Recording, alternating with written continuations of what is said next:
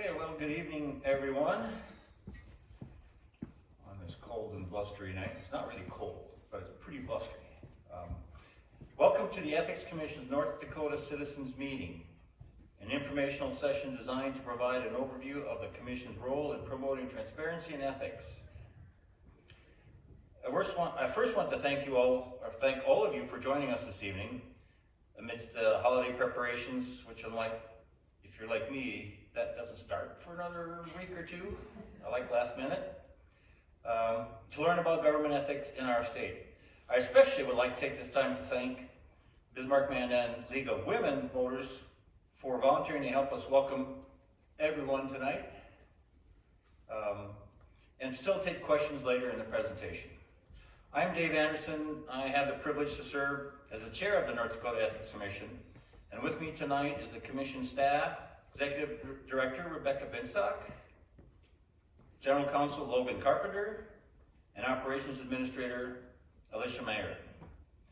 As a Commissioner, I'd also very much like to tell you all how much I appreciate and am grateful for the outstanding work that this team has done, Rebecca, Logan, and Alicia, for the Commission. We could not do it without them, and they've certainly done wonderful work, and we really, the whole Commission, this I can speak for the Commission, is the whole Commission appreciates that.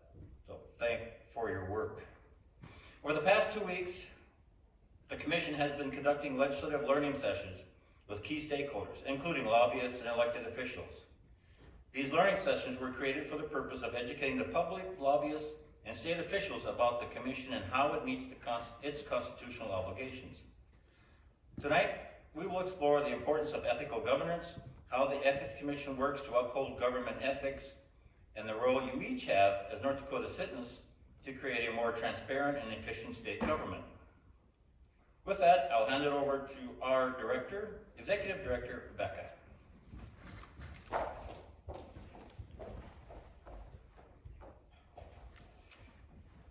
Good evening, everybody. Thanks for the introduction, Dave.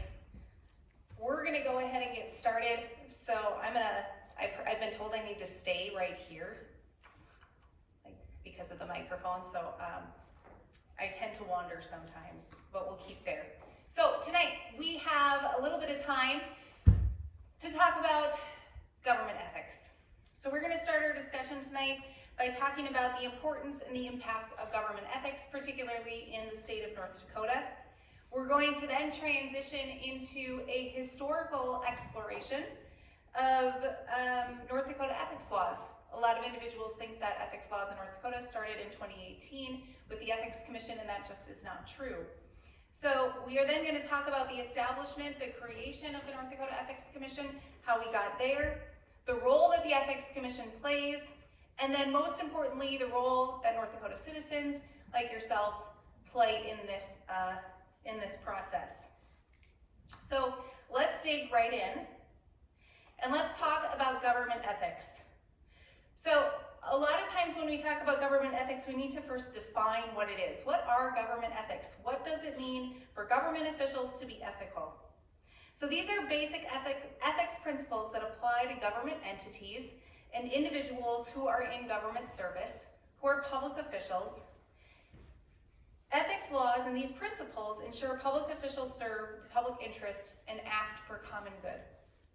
These principles are often articulated in ethics laws, ethics rules, and a lot of times these ethic rules address conflicts of interests, gift to public officials, favoritism, nepotism, open record, open meeting requirements, fairness in procurement, and transparency in decision making.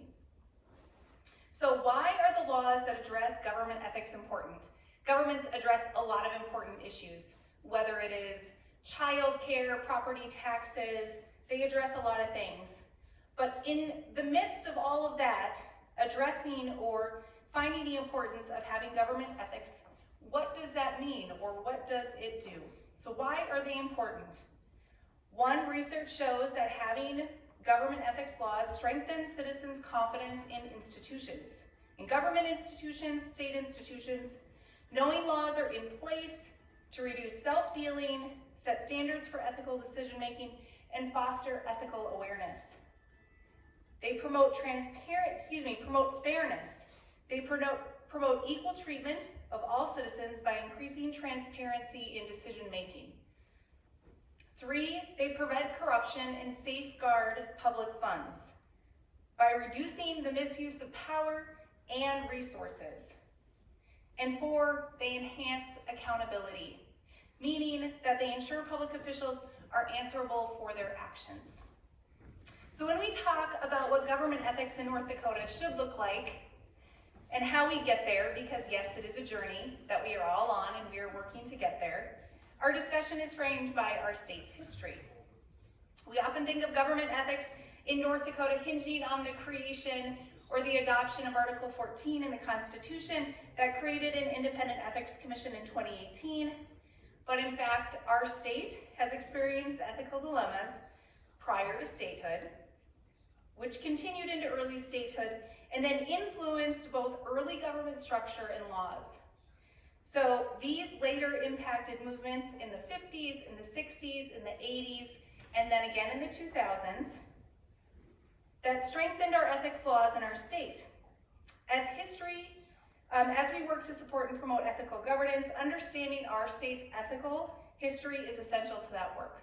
So with that, I'm going to turn it over to our General Counsel, Logan Carpenter, to share that history with us.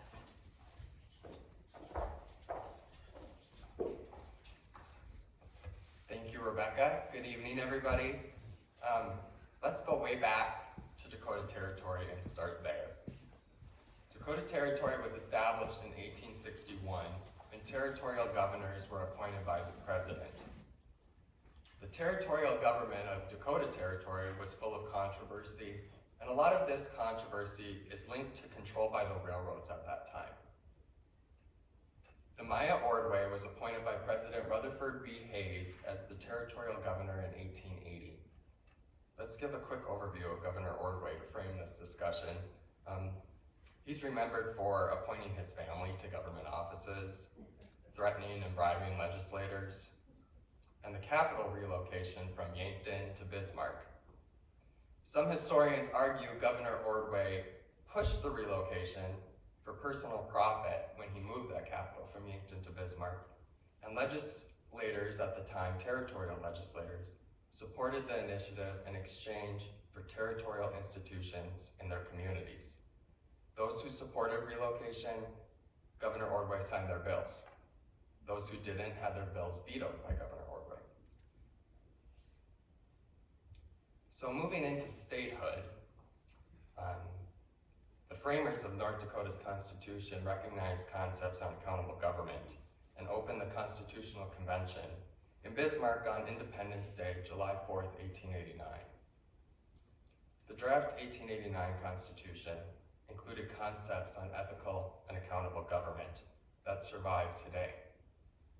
There's the decentralized power of the governor, with executive powers spread among other statewide elected officials, the single subject rule for legislation, a provision on solicitation of bribery in the legislature, and it also included a provision on legislator conflicts of interest in Article 2, Section 43, which stated, any member who has a personal or private interest in any measure or bill proposed or pending before the legislative assembly, shall disclose the fact to the House of which he is a member and shall not vote thereon without the consent of the House. This proves to be an essential provision in the future and is still a topic of discussion today, but we'll get into that as we can go on in the presentation. The voters ratified the draft Constitution on October 1st, 1889, and North Dakota was admitted to the Union on November 2nd, 1889.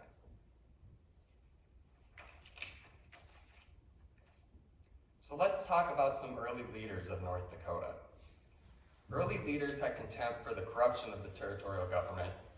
While the Constitution recognized concepts of accountable government, it doesn't eliminate unethical government. Corruption continues well into statehood, and there's some examples on the screen for you. So let's go through them. In the 1880s to the early 1900s, there was the continued pull of political boss Alexander Mackenzie and the influence of his Mackenzie machine in the Bismarck area around state government.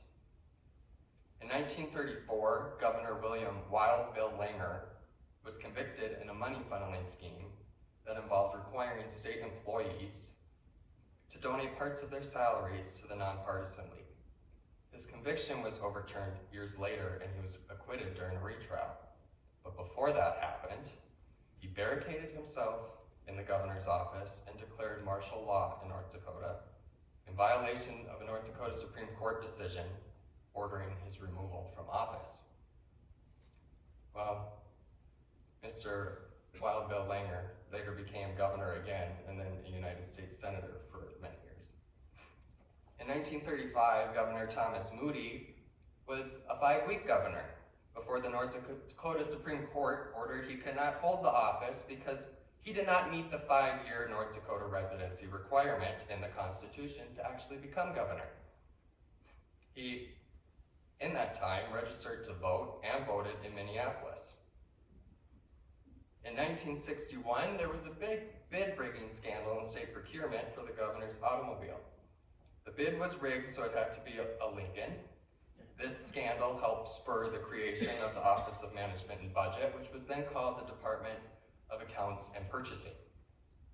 According to an article in the Fargo Forum, early into William Guy's first term, a bid was awarded for a new Lincoln to be the governor's automobile.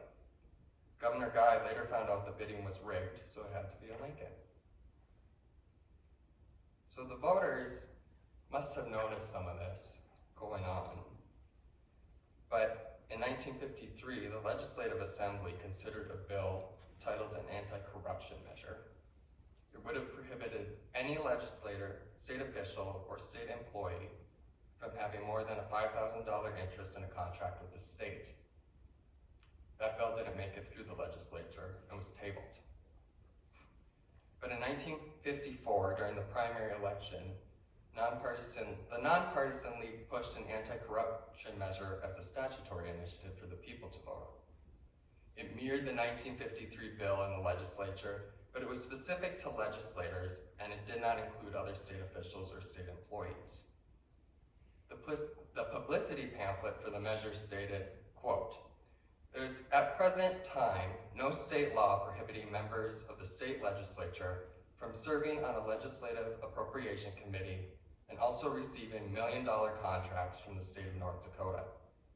It is time that this unhealthy situation be corrected so that there will be less chance for corruption and graft in state government." End of quote. This statutory initiative would have prohibited legislators, their spouses, and their businesses from having contracts over $10,000 with the state. A violation was a misdemeanor and the individual had to forfeit any consideration, which is money, received in connection with the violation. It was approved by primary voters and became law. But that just started the fight over this law. It went to the courts following its approval. Representative Clifford Lindbergh, a Jamestown legislator from what was then District 23, sued state officials. He alleged the law prohibiting legislators from having contracts in excess of $10,000 with the state violated the state and federal constitutions. Lindbergh did business with the state as a general contractor. However, the court held in a 3-2 decision the law was constitutional. But the fight over the law continued. Legislators who had state contracts began resigning from office. During the 38th Legislative Assembly in 1963, the legislature passed a bill to repeal the anti-corruption law for state contracts, and that required a 2/3 vote. Governor William L. Guy vetoed the bill, and the legislature did not override the veto. Well, more legislators continue to resign from office as the law is still in effect. But the legislature then repealed the anti-corruption law over Governor Guy's veto in the next session.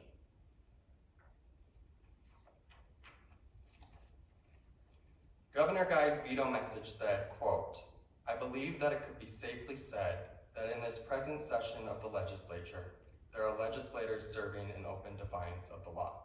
End of quote. Democratic MPL Party started gathering signatures to put the anti-corruption law back on the ballot. They needed 7,000 signatures, and they gathered double that with around 14,000.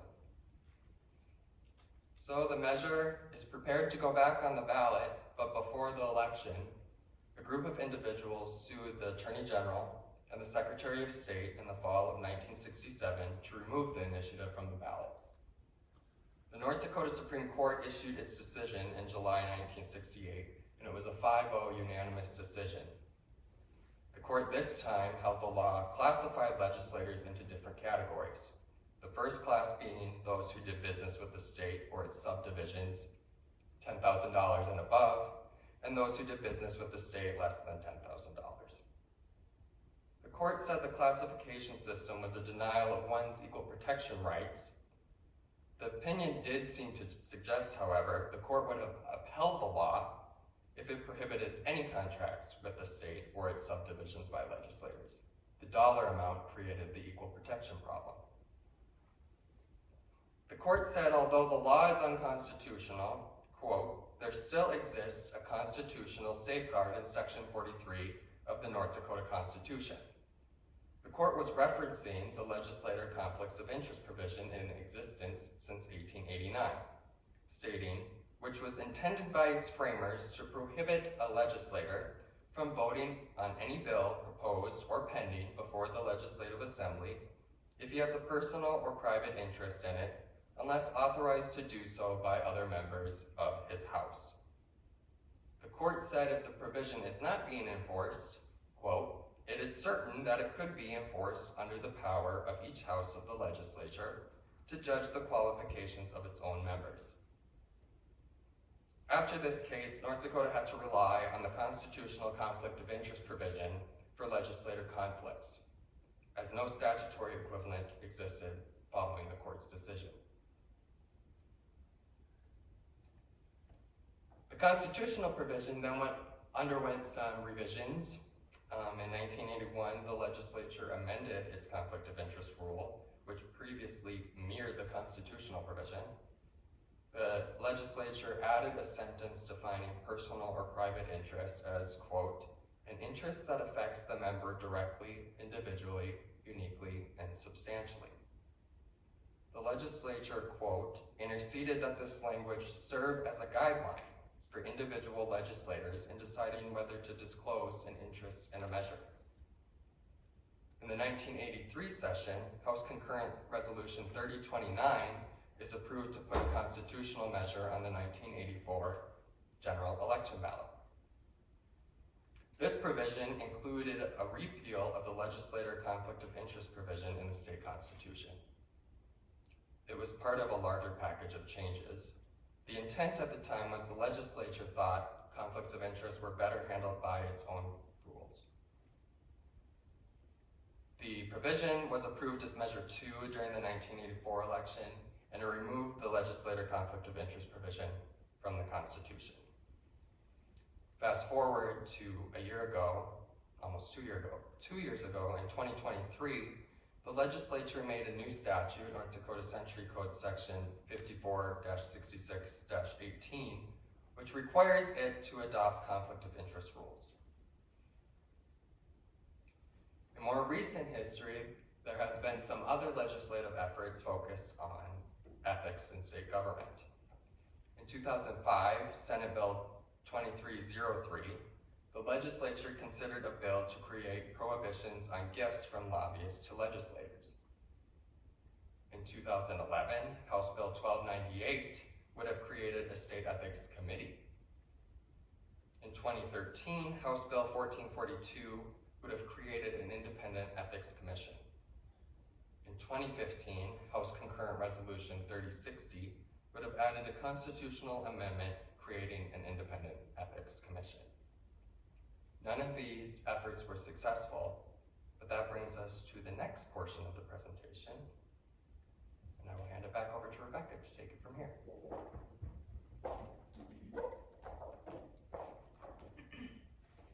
Thanks, Logan. All right, so we have some legislation in 2005, 2011, 2013 and 2015 that did not pass and did not get through the legislative session. So what happened in 2018 is we had a ballot initiated measure that went in November, so it was on the general election. And this measure worked to establish Article 14 of the Constitution.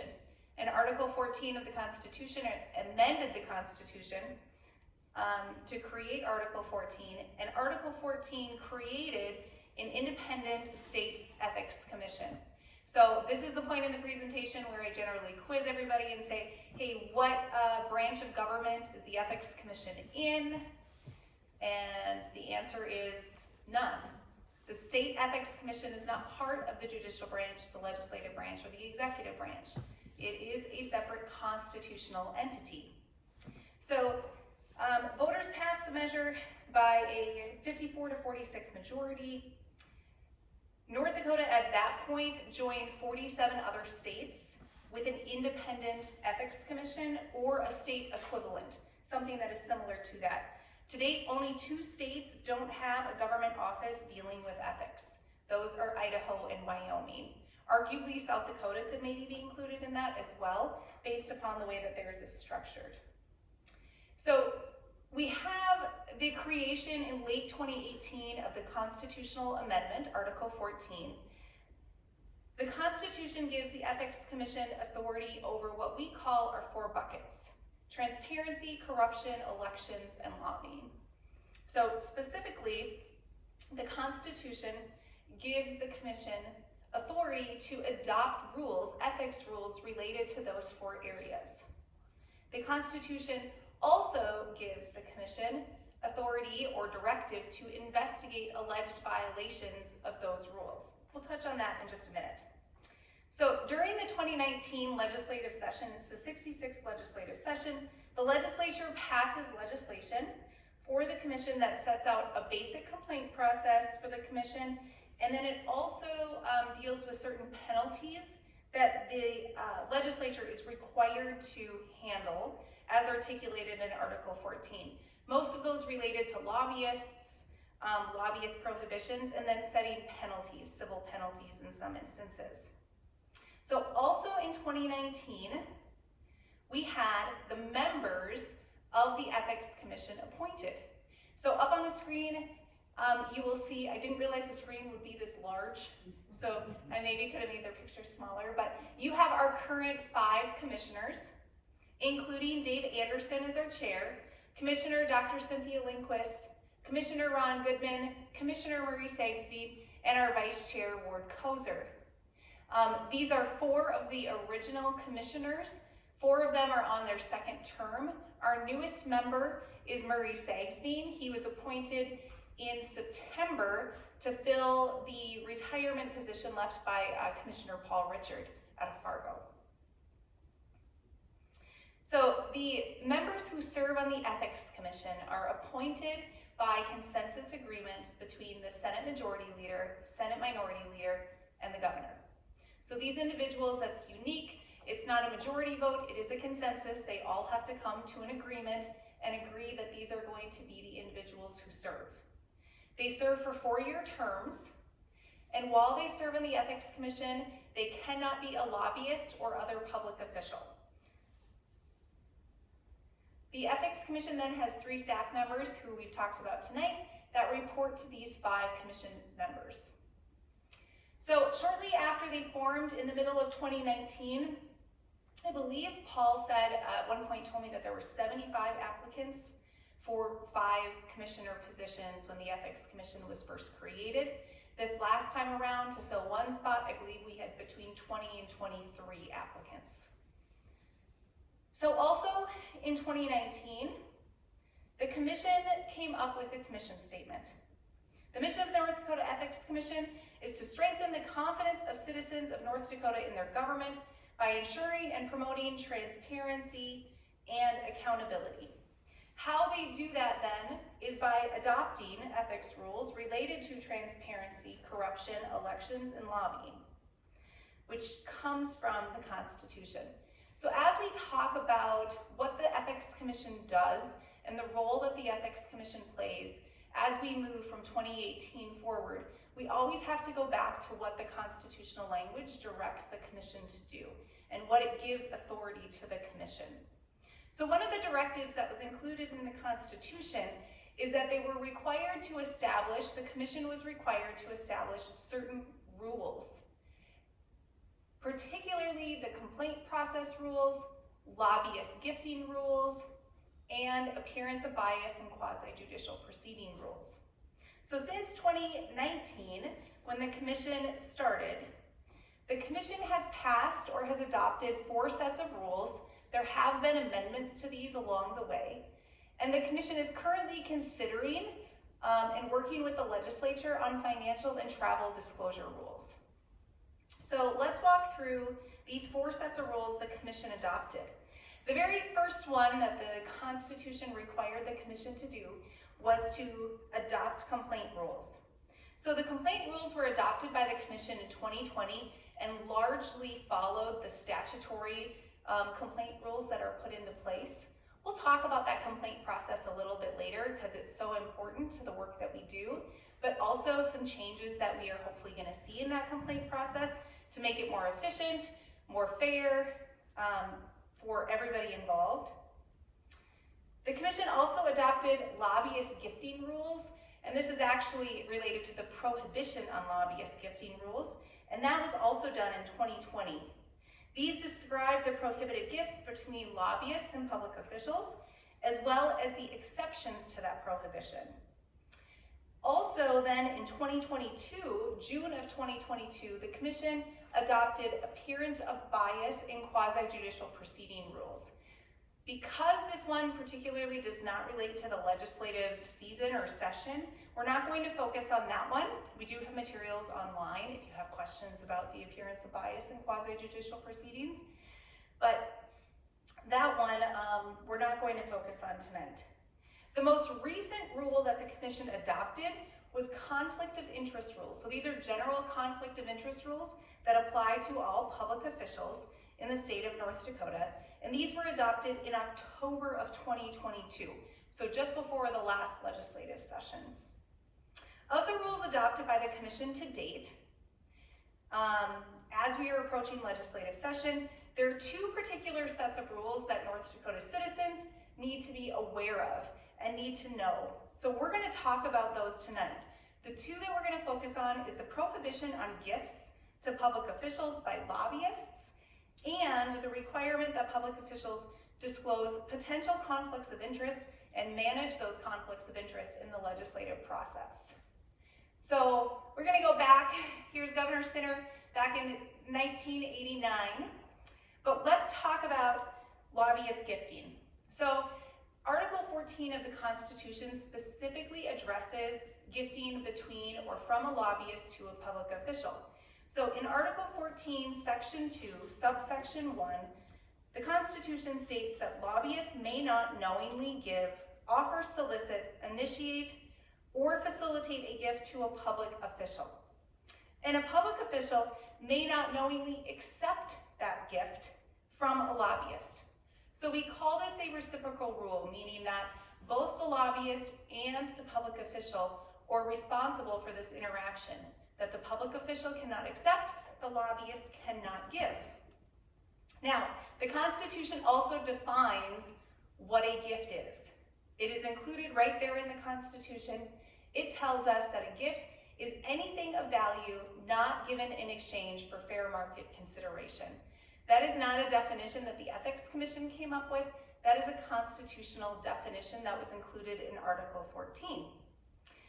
So generally, what we learn from this and what we know, and we call it our baseline rule, is that a lobbyist cannot give anything of value to a public official. So there's 2 questions that kind of happen then naturally from this is who is a lobbyist and who is a public official? So let's first address who is a lobbyist because it appears first in our language. A lot of confusion, or a lot of times we hear that, well, I haven't accepted something from a registered lobbyist, so therefore it is okay. That is a misconception. The Ethics Commission has defined the term lobbyist to include, yes, individuals who register as lobbyists, but also anybody who attempts to influence an official action or decision of a public official.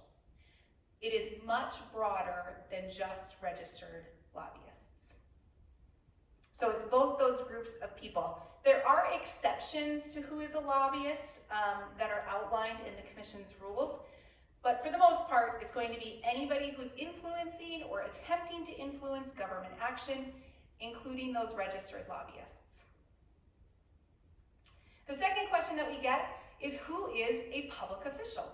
Is a public official, is that just state people? Is it individuals who serve in a state capacity? Is it county commissioners? Who does that apply to? So the Constitution provides that definition as well.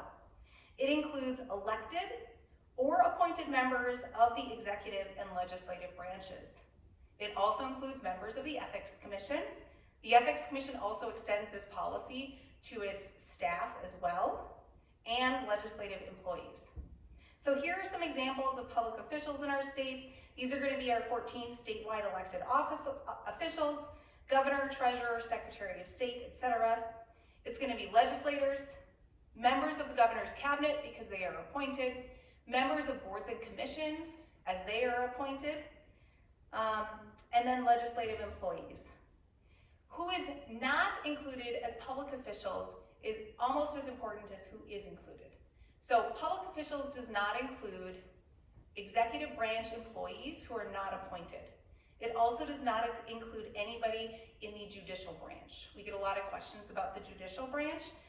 Individuals who serve as judges or serve in the judicial branch, they have a separate ethics committee that they report to. So in the Constitution, our baseline rule is that lobbyist gifts are prohibited, that you can't have an exchange of anything of value. But what the Constitution also does is it says, Ethics Commission, it authorizes the Ethics Commission to create exceptions to this rule. When there are conditions that don't give rise to ethical concerns, and those rules have to be adopted by the Ethics Commission. So in 2020, the Ethics Commission adopted some exceptions to this general gifting rule. To be honest, most of these exceptions follow around food. We like food in North Dakota, food and beverage. So following the constitutional directive, the Commission set certain exceptions to the general lobbyist gift prohibition. Those exceptions focus on food, as I said. Mostly, though, it is for educational purposes. The Commission's rules recognize 3 types of events. So we classify 2 of these as educational events, and then 1 of them as an informal educational event. So the 2 types of events that we're going to talk about, they create an exception for a limited thing or a limited gift to be accepted by a public official. So we call these, or the rules do, a public, social, and educational event and a private social educational event. Tonight would be an example of a public, social, and educational event. We are providing education. If we were a private organization, we could then provide food or drink for immediate consumption. We're a state entity, so we're not going to do that. But that falls in the definition of a public, social, and educational event. A private social and educational event is similar to a public one, except this time it's an event. It has to be held within the state, and attendance is by invitation only. And that invitation may go out to state residents or others who are members, employees, affiliates of the sponsoring organization, a private organization, or an association. But this is private, meaning that not everybody is invited. At both types of events, it cannot be solely the public official and a registered lobbyist. There has to be a North Dakota resident in attendance. You need at least 1 non-lobbyist, non-public official to be there. So when we have these types of educational events, what then can the public official accept? Can they accept anything that is given to them at that event? No, they cannot. What is allowable under the exception is food or drink for immediate consumption only. So no, public officials can't take wine bottles home, or bottles of wine, excuse me, or any other gifts that may be offered to those. But in order to meet the definition of what these are, you have to have an educational component. So an educational component is going to be some sort of presentation, informational material that the organization who is hosting it has specific knowledge or information about. They are providing some sort of information that is specific, or that they, through their research, through their work, through their training, have particular knowledge on. So you have to have an educational component, you have to have a person who's not a lobbyist or a public official, and then you have to have notice filed with the Ethics Commission. So for both of these types of events, you, the sponsor of the event, is required to file notice with the Ethics Commission before the event. So those then notices are filed with the commission. While the commission does not approve these events, we certainly do look at them and ensure that we have no gifting that is happening. The other thing that can be accepted at these events, mostly it's focused on this food, but the other things that can be accepted at these events are what we call gifts that have cultural significance or that are exchanged as part of a cultural norm. In North Dakota, this is going to be star quotes. This is going to be one of those things. The other thing is gifts between dignitaries. The other thing that a public official can accept as part of an educational event is transportation, lodging costs, and meal costs if the public official is meaningfully participating in the event. They are either a speaker, a panelist, presenting in a ceremony, but they are somehow working at that event. The sponsor can provide them with transportation and lodging costs and meal costs as long as it is within the state rates articulated by OMB. So that's going to be in OMB policy. So that is not an unlimited exception for extravagant hotels, etc. That is limited to state rates. The third exception or type of event that the commission created an exception for is what we call the informal, social, and educational event. This is going to be an instance where you have a lobbyist, whether a registered lobbyist or not, any meeting, session, interaction occurring within the state between a public official and a state resident, but it can include only a lobbyist for the purposes of informing or educating the public official in a matter related to legislation or something else. So what is allowed when you have this informal, social, and educational event? So here there is also food or beverage for immediate consumption, but here there's a $10 limit. It is a $10 limit per public official.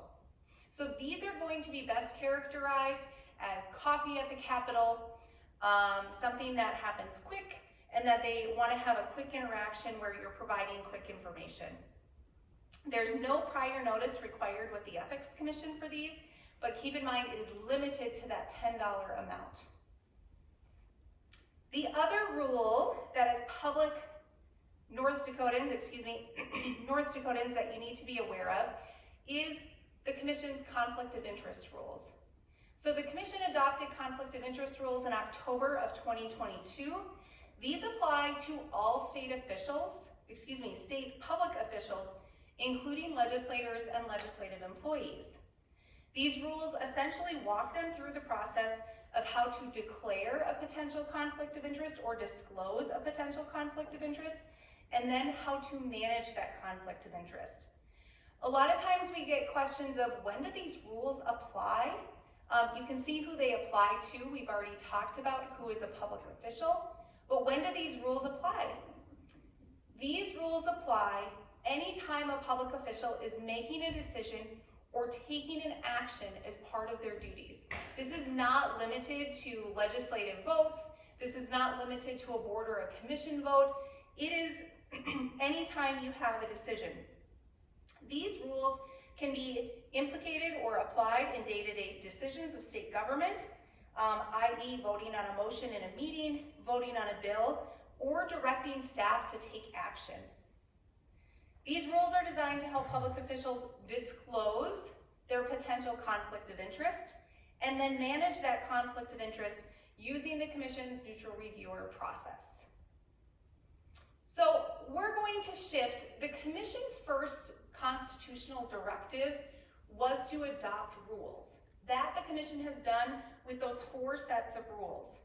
The next thing that the Commission has been directed to do is to investigate alleged violations of ethical conduct. So we're going to shift just a little bit and talk about the complaint process. So in addition to adopting ethics rules, as I already said, the Commission is required or is directed to investigate alleged violations. Before the commissioners were appointed in 2019 during the 66th legislative session, for the most part, the legislature put the complaint process in place. Now, I say all of this with the preface that the Commission is considering and working with the legislature on revising the complaint process. But as we talk about it tonight, this is where it stands. So there are some statutory requirements that have been put into place. One is that a complaint, in order for the Commission to investigate, in order to do that under the Constitution, under the statute, the Ethics Commission needs a complaint to be filed. We will get calls, they happen, where somebody says, I would like you to look into something, and then Logan or I say, okay, are you filing a complaint? No, I'm not, just wanted to let you know, okay? Under the statute, the Commission needs to have a complaint that is filed before it can start investigating or looking into an alleged violation. The other requirement or restriction is that only certain individuals can file complaints. The statute outlines that North Dakota residents can file complaints. And in 2023, we added 2 other groups of people. Those are individuals who are licensed by a state agency. They can file complaints with the Ethics Commission, and a party to a state quasi-judicial proceeding. And the third thing that is in the statute that we want to keep in mind as we walk through this is that nearly all information related to complaints is confidential under the Ethics Commission's rules and under the statute until the Commission determines a violation has occurred and the respondent or the person against whom the complaint is filed has had a chance to appeal. So before we walk through these steps, and there's 3 essential steps to the complaint process, let's quickly talk about confidentiality. And this is really to kind of get everybody up to speed on confidentiality because this comes up a lot. So the confidentiality provision, which is 546612, that applies to the Ethics Commission, can be complicated. And if you are new to this process, it may be difficult to understand. So we're going to walk through it. So North Dakota Century Code, section 54-66-12, basically creates 3 classes or groups of information that are confidential in the Ethics Commission complaint process. 1 is information revealing the contents of a complaint. This can include the identity of the complainant. 2, information that reasonably may be used to identify a respondent. Now, this is a little bit different than that first class of information because it says information that reasonably may be used to identify the respondent, which is a little bit of a different standard than number 1. And the third one is information related to or created as part of an investigation. However, the information may be disclosed as required by law or in order to conduct an investigation. So there are times that as the Ethics Commission staff, we need to share confidential information as part of an investigation to get more information and to conduct that investigation. These 3 groups of information retain their confidentiality status until and unless the Commission has determined an ethical violation has occurred and the respondent has appealed. So because of these confidentiality requirements, if you call and you ask the Commission about a complaint, we will have standard language that we give to you, and we cannot confirm or deny whether a complaint has been filed. We can't divulge any information. We can't talk about where we are in the complaint process or part of the investigation. All discussions at Ethics Commission's meetings about pending complaints, those are all done in executive session as well because of that confidentiality. The complainant also has the option to remain confidential from the respondent. So if the complainant, the individual who files the complaint, elects this option, the commission cannot disclose their identity to the respondent. That confidential complainants, also their identifying information, will remain confidential even if the commission finds a violation. So how do you file a complaint? Probably the number one question that we get asked at the commission, maybe not number one, but it's up there. How do I file a complaint if I need to do that? An individual can file a complaint with the Ethics Commission 4 different ways. I think they're pretty straightforward. You can call. There is no, while we have a form available on our website, you don't have to use the form. You can call. Article 14, Section 3 of the North Dakota Constitution requires the commission maintain a whistleblower hotline. So we do maintain a whistleblower hotline. That number we have for you, it's on our website. And then we also have a corresponding whistleblower email, actually, that we have all those emails go into. You can also submit a complaint in writing through the mail. You can send a letter. You can send an email. You can also do it in person. You can come to our office and you can talk to us. And the 4th way is on our website. So most recently, the commission went to online forms. So you can go ahead and go to the ethicscommission.nd.gov and you can click complaints. There's a little frowny face that you click on and you can submit a complaint online that way. So the complaint process is 3 steps. So the complaint process, we have them broke down into an informal review. Step 2 is an initial review. Step 2 is an informal resolution. And then step 3 is an investigation and then eventual commission action. So a complaint may resolve at each step or at any step in this process. And once it resolves, if it does resolve in one step, it doesn't move to the next. The complaint can close. The commission is required by statute and its rules to notify a respondent, meaning the person who a complaint is filed against, within 30 days of that complaint being filed. So at step 1, commission staff initially review a complaint and they determine basically 2 things. Does the commission have jurisdiction or authority over the person against whom the complaint is filed? And 2, if the commission has authority over the conduct or the subject matter of the complaint. To initially review a complaint, commission staff review the information submitted with the complaint. Many times there's documentation that's submitted on behalf or with people, for people, and then any publicly available information. And then we may need to go and corroborate information, so we may request information as well. Under the commission's rules at this point, if there is no personal jurisdiction, if there is no subject matter jurisdiction, the Ethics Commission, through its executive director, can summarily dismiss a complaint. If that happens, the complainant has 30 days from notice to appeal that to the full commission. So there is that due process built in. So next we go to informal resolution. So the commission is required under the statute to offer informal resolution between a complainant and a respondent.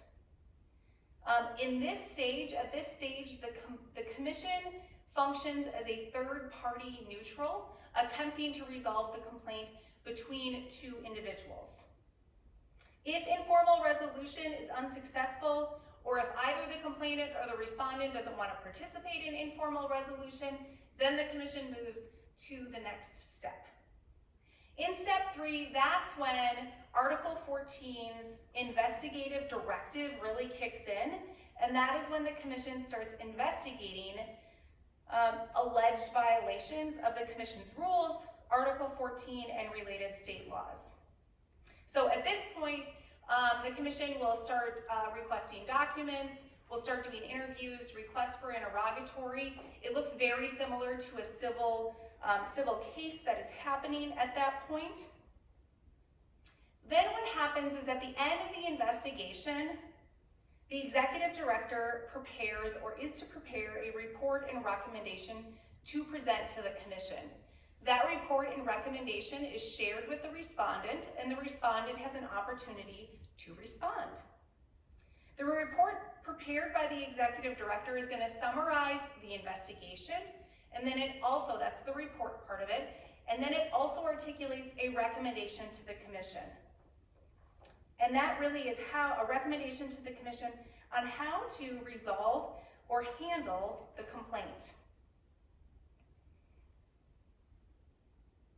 There is then a meeting, and that is done in executive session, and the respondent can be represented by counsel, and following a determination of any ethical violation, the respondent has the ability to appeal that to the district court.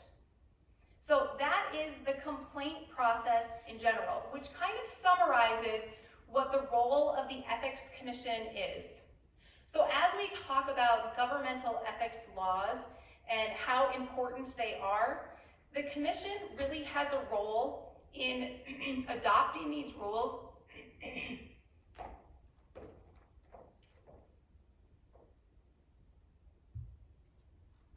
and doing the investigation. There is other things that we can't do, that as public citizens and as North Dakotans, that we are hoping that you can do with us. In order to increase transparency, in order to have a more ethical government, these are our tips, or what we are asking North Dakotans to do. 1, stay informed. Stay informed about ethical standards and government action. Many of the ethics rules that we talk about are requiring or are focused on disclosure, meaning providing information to voters and providing information to individuals who live in North Dakota. 2, demand government transparency through advocacy and voting. 3 is support policies and leaders who are committed to ethics, ethical behavior, and transparency. And then 4, report on ethical behavior using the Commission's complaint process. As we move through legislative session, we're hoping that changes more into what we call an enforcement process, and it can be more proactive, so reporting that way. And then 5, follow the Ethics Commission's work. So we have, as the Ethics Commission, we have a Facebook page, we have a YouTube channel. You can go on our website and sign up for our quarterly newsletter, and then you will get news alerts, and you will also get our quarterly newsletter. It'll come right to your inbox. So go ahead and do those. As we wrap up tonight, we are really grateful for all of you to be here. But as we talk about and we say a state ethics commission acting alone cannot create an ethical government. We have tools, we have laws, the Constitution gives the commission authority to do things, but it still needs you to act and pay attention and be involved. So I talk about it as that we need to have, I call it a stool, right? That you need to have an ethics commission on one leg doing its work, the citizens, and then you also have to have public officials. You can also include the media in there with the citizens, but it really requires everybody to be working together. It is a collective action to increase our ethical behavior in our government. So that is what we are asking of you tonight. And we put up the QR code, so you can just follow us on Facebook just like that. I promise it'll take you to our Facebook. Right, Logan? It will, yes, okay.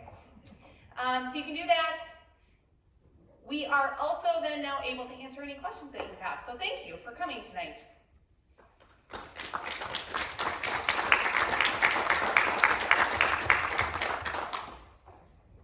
Any questions from the audience?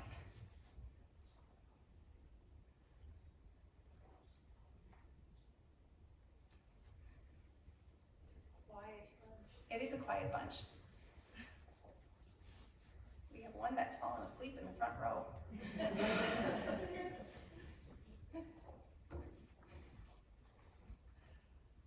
Yep, hold on.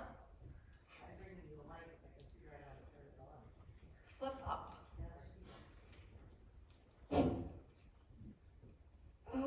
What is like the side with like the corrupts, like the bid thing? Oh, the bid? Yeah, like what was the biggest one?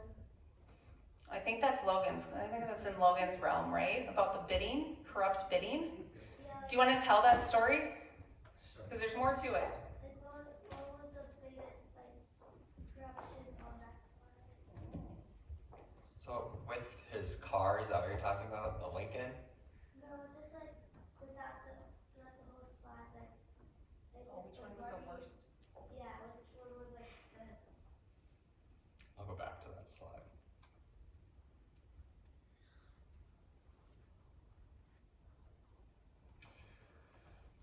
That's a good question. I don't know if I have an answer to that one. Honestly, if you're barricading yourself in the governor's office when you're not supposed to be there, might be a problem. I'll leave it at that. There you go. Thank you for your question. Rebecca, recently there was an article in the paper, an opinion article about the Attorney General spending money to support an appeal. It was something that had nothing to do with North Dakota. So where do those kinds of things go? Are they an ethics commission complaint or are they just not? I don't know if I know enough to be able to answer that question. I don't know if I know enough about the situation. And I'm guessing that probably is more of a legislative question about who's, funding it, right? Yeah. But I haven't seen the article. Okay. Does anybody have the details? I really don't.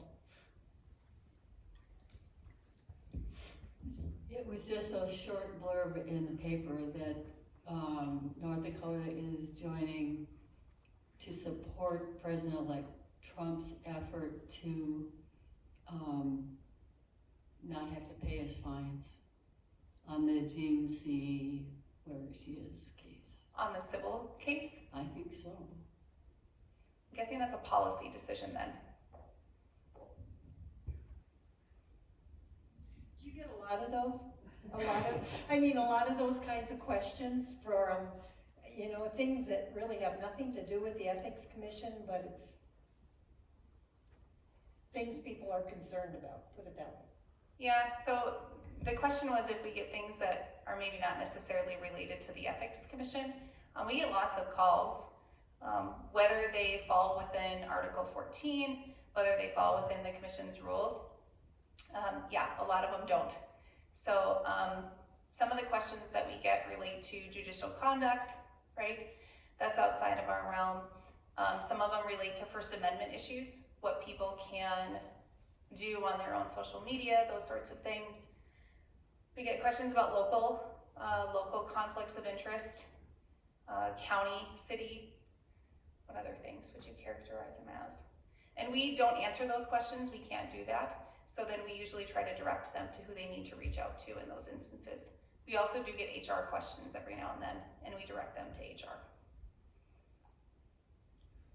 There's a saying in North Dakota that I hear more and more all the time, is that North Dakota has the best state government big oil can buy.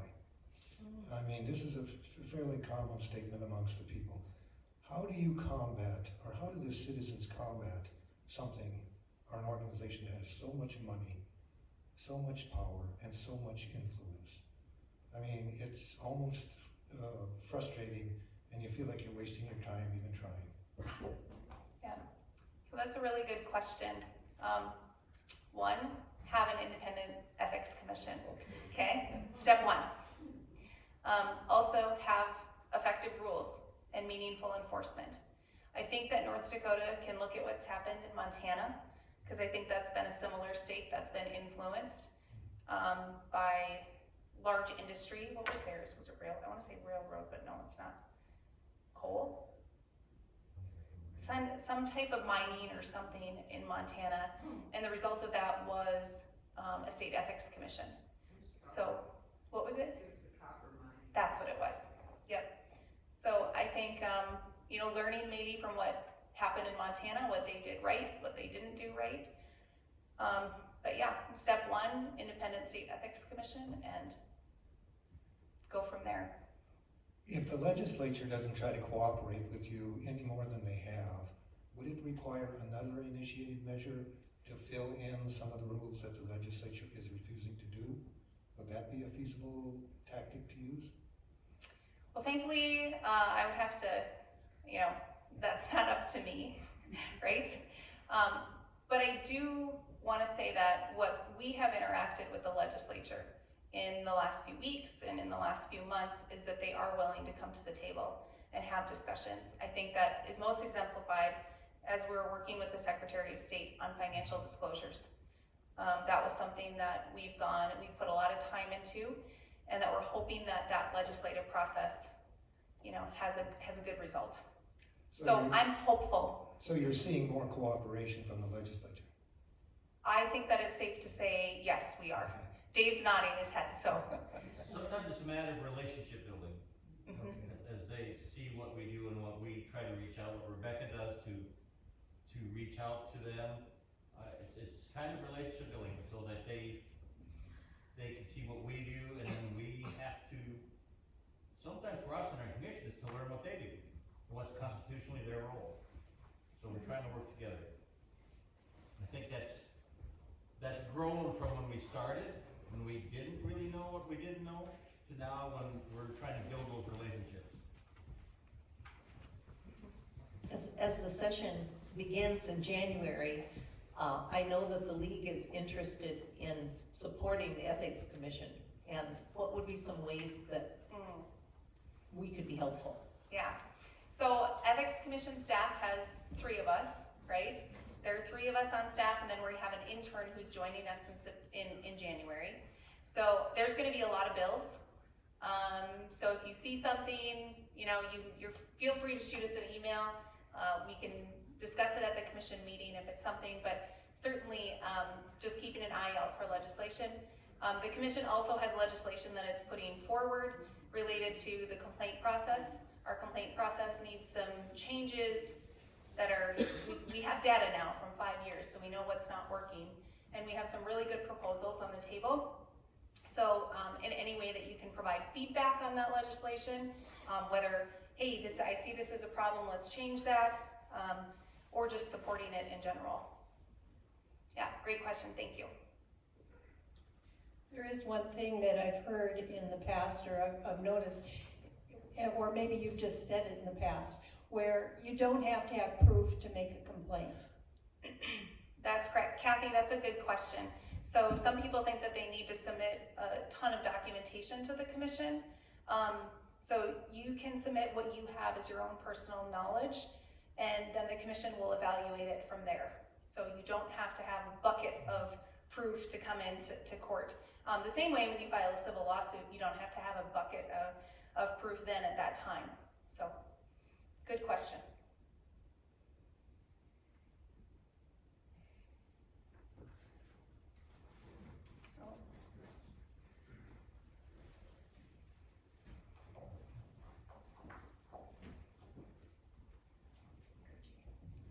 Thanks, Kathy. My question is, there was a lot of talk about monetary value in the rules. What about romantic relationships that might be inappropriate? Is that part of the ruling or not in it at all, or? Nope, that's not in the rules. Not at all, okay? But family is, yes, that's right. When you have a conflict of interest, if there's a family member, or you have a relationship in a private capacity, so I guess it could come in that context with conflict of interest rules. Go forward. So recognizing a conflict of interest, a potential conflict of interest, is when your decision impacts somebody who you have a ongoing relationship in a private capacity. So that usually includes family. But no, we don't specifically talk about romantic relationships. Okay, thank you. Never got that question before.